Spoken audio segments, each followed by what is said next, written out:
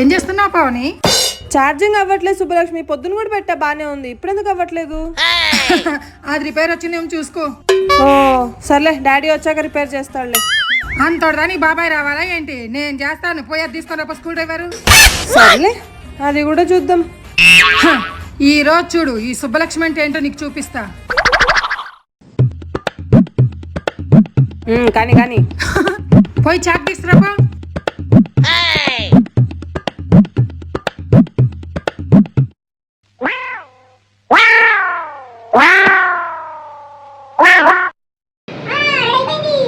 ఇప్పుడు వచ్చి స్విచ్ చేసుకో.